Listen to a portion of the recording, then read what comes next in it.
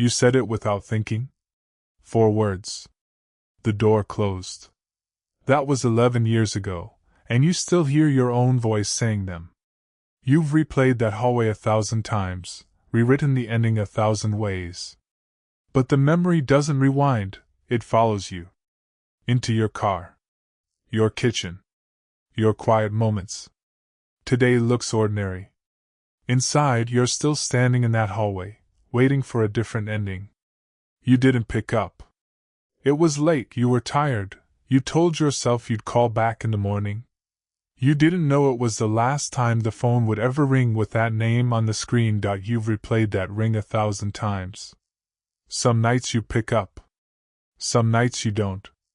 The memory doesn't change, it just waits for you, patient, in the quiet moments between everything else.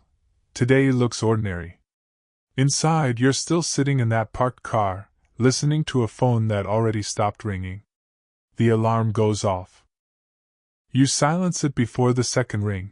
Your body knows the motion better than you know yourself some mornings. You shower. You dress. You make coffee in the same mug you've used for years, the handle worn smooth from your grip. None of this requires thought anymore. That's the danger of it. Your hands do the living while your mind stays behind, still sitting in that parked car. You drive to work along the same route. Red light. Green light. A song plays on the radio you don't hear. You've gotten good at being somewhere without being there. It's a kind of skill, really, showing up, nodding at the right moments, answering when your name is called, while some other part of you stays behind in a car that's long since been sold, listening to a phone that already stopped ringing. And no one around you can tell the difference. That's what autopilot is. The outside keeps moving perfectly on schedule, while the inside stalls out somewhere years behind. It's never the big things that bring it back. It's smaller than that. A stranger's laugh, pitched the same way. The smell of rain on pavement. A name mentioned in passing conversation that isn't the name, but close enough. For a second, the office disappears. You're back in the parking lot. The phone is ringing again. Then someone asks you a question, and you answer it, and no one notices that you were gone. This is the part no one tells you about regret. It doesn't announce itself. It arrives sideways, in ordinary moments, wearing the disguise of something else entirely. Even the doors have a way of finding you now. A closing elevator, a closing shop, a closing laptop lid, small, meaningless sounds that your body reads as something else. You've stopped noticing how often you flinch. Everyone else has too. What if you'd said something different? What if you'd stayed 5 more minutes? What if you'd made the call instead of sending the text? Your mind builds entire other lives in the space of a stoplight. Other versions of you who picked up, who called back sooner, who didn't let it ring out. None of them are real. All of them feel more real than the life you're actually living. This is the mind trying to solve something that has no more solutions. Looking for an exit from a room it built itself. The spiral has a strange kind of comfort to it. As long as you're imagining a different ending, the real one hasn't fully settled. As long as you're still solving it, you haven't yet had to accept that there's nothing left to solve. You seem good today, someone tells you, you smile back. Yeah. I'm good. You've become fluent in a language everyone believes but you. I'm fine. All good. Just tired. Small, easy sentences that cost you nothing to say and everything to mean. And no one asks the second question. The one underneath the first. Because you never give them a reason to. This is the quiet architecture of carrying something alone, not collapsing, not breaking down in front of anyone, just carrying it, day after day, behind a face that has learned to look like nothing is wrong. There's a particular exhaustion in being believable. In being so convincing that even you sometimes forget, for an hour or two, what you're actually carrying underneath it. You've been somewhere else all week, they say. Not angry. Just noticing. You want to explain it. You open your mouth.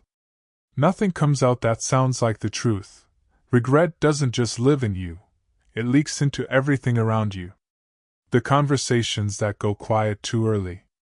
The affection you can't quite return the way you used to. The trust that takes a little more effort to hold on to, because part of you is always somewhere else that you're not choosing to be distant. But distance is what happens when half your attention lives in a parked car that no longer exists.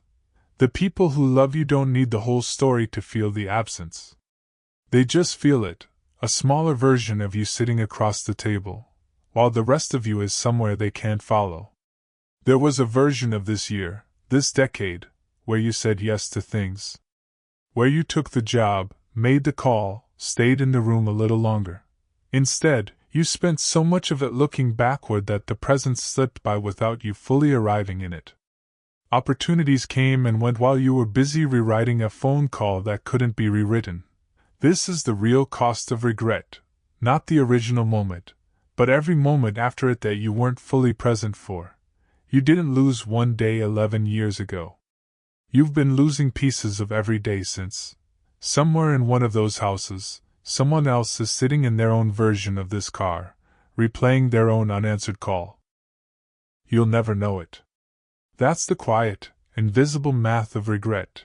Everyone carrying their own weight, convinced they're the only one. At some point, you stop asking what if, and start asking a harder question: what now? Forgiving yourself doesn't arrive like relief. It arrives like exhaustion, like finally putting down something heavy you didn't realize you'd been gripping so tightly. You were not the worst version of yourself in that parking lot. You were simply a person, in the moment, without the information you have now. That sentence doesn't erase anything. But it loosens the grip, just slightly. Enough to breathe. This isn't the version where everything is suddenly fine. It's the version where you stop punishing yourself for being human.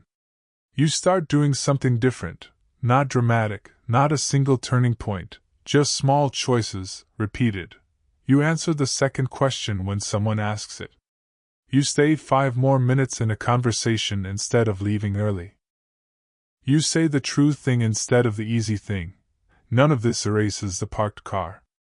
It's still there, somewhere behind you. But you're not sitting in it anymore. You're walking, instead, toward whatever today actually is. The door still closes sometimes, in your mind, late at night. It probably always will. But regret was never asking you to undo the past. It was asking you to finally live in the present, the one thing the past never gave you the chance to do. You cannot call back into that silence.